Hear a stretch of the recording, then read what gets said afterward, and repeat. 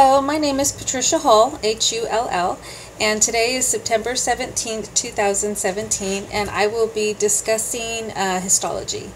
Epithelial tissue are pretty much large cell surfaces that cover the exposed portions of the body, which include the skin and the outside lining of certain organs. Although we mostly consider the skin, we think of the outside body when we think of the skin, it is also important to understand that the airways, digestive tract, and the urinary reproductive systems are also portions of the body that are exposed to the outside environment and are lined by epithelium. Epithelial tissue originates in all three embryonic layers, which are the ectoderm, mesoderm, and endoderm. Epithelial tissue is highly cellular with little or no extracellular material present, meaning that they have tight junctions. The tissue also is avascular, which means that it does not have blood vessels and receives its nutrients from underlying tissue. Epithelial tissues are capable of replacing damaged and dead cells rapidly. When damaged cells are sloughed off, this allows for the damaged cells to be replaced by new cells on the skin, in the airways, and the digestive tract. Epithelial tissue provides the body's first line of protection from physical, chemical, and biological wear and tear. All substances that enter the body must cross an epithelium. Connective tissue originates in the mesoderm. One of the major functions of connective tissue is to connect tissue and organs.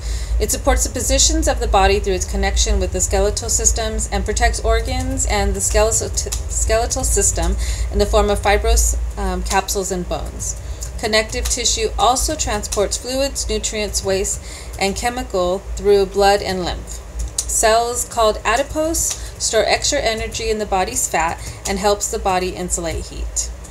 Connective tissue cells are spread in a matrix which is made up of ground substance and fibers.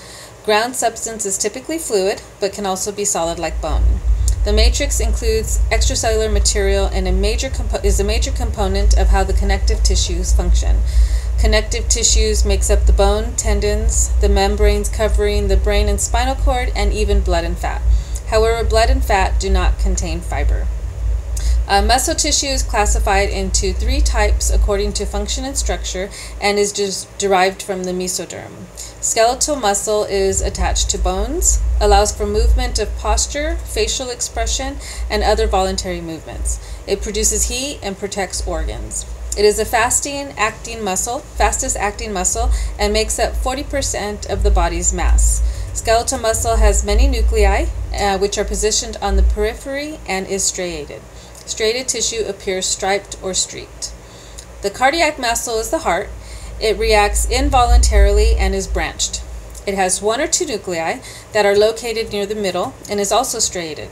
The cells of the cardiac muscle are called cardiomyocytes, and the cardiac muscle pumps blood to the body in an involuntary manner and could be either fast or slow depending on the age of the person and the circumstance. Also, just to let you know that the involuntary manner does not have anything to do with any type of reaction or outside reaction or substance or something that will make the heart beat. It just beats involuntarily, compared to the other muscle, which has to react according to, if food is digested or what have you. The muscle just reacts involuntarily.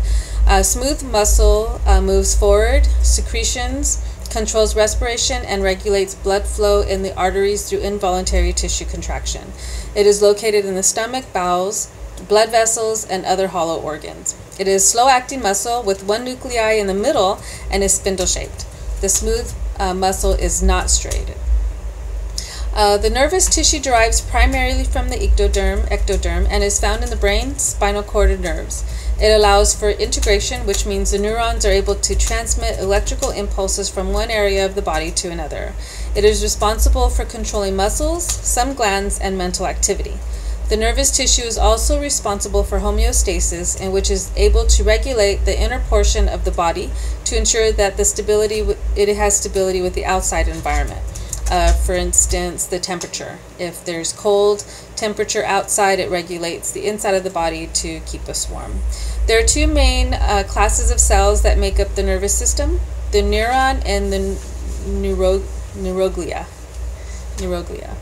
Neurons spread information through electrochemical impulses, which are linked to chemical signals called action potentials.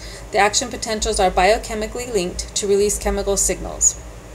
Neurons have three main parts: the cell body, the dendrites, and the axon. The axon is the largest part of the neuron, and the dendrites receive information that goes through the cell body and axon and is then transmitted to other cells. Neuroglia supports neurons and modulates their information.